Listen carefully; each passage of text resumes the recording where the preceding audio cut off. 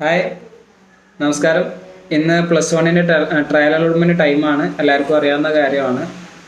അപ്പോൾ ശ്രദ്ധിക്കേണ്ട ഒരു കാര്യം, ലോഗിൻ ചെയ്തു അലോട്ട്മെൻറ്റ് കിട്ടിയോ ഇല്ലയോ എന്നുള്ള കാര്യങ്ങളൊക്കെ നോക്കി അധികം ആൾക്കാരും ശ്രദ്ധിക്കാതെ പോകുന്നൊരു കാര്യമാണ്. എന്തെങ്കിലും എഡിറ്റ് ഓപ്ഷൻ ക്ലിക്ക് ചെയ്തതിന് ശേഷം നേരെ എന്ത് ചെയ്യും, ചെക്ക് ചെയ്ത് നോക്കും. ഒന്നും തിരുത്താനൊന്നും ഇല്ലയെന്ന് കണ്ടതിന് ശേഷം നേരെ ക്ലോസ് ചെയ്യും. അതൊരിക്കലും ചെയ്യരുത്. എഡിറ്റ് ഓപ്ഷൻ ക്ലിക്ക് ചെയ്തിട്ടുണ്ട്, നിർബന്ധമായിട്ടും അത് ഫൈനൽ സബ്മിറ്റ് ചെയ്തിട്ടേ അവിടുന്ന് ക്ലോസ് ചെയ്യാൻ പാടുള്ളൂ. ഫൈനൽ സബ്മിറ്റ് ചെയ്യാത്ത കേസുകളൊന്നും അലോട്ട്മെൻറ്റിലേക്ക് പരിഗണിക്കില്ല. ഓക്കെ, കാരണം ആ ഫയലൊന്നും എന്തുണ്ടാവില്ല, ഫൈനലിസ്റ്റിൽ ഉണ്ടാവില്ല, അതിലും ഡ്രാഫ്റ്റിൽ ഉണ്ടാവാൻ.